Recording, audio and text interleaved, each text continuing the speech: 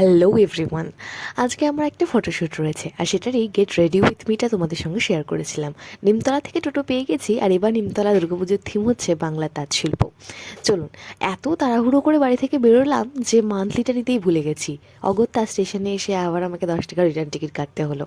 তো ট্রেনে করে যাচ্ছি, প্রায় চলেই এসেছি সামনে। আর আজকে কি বিভৎস গরম পড়েছে, বাপরে।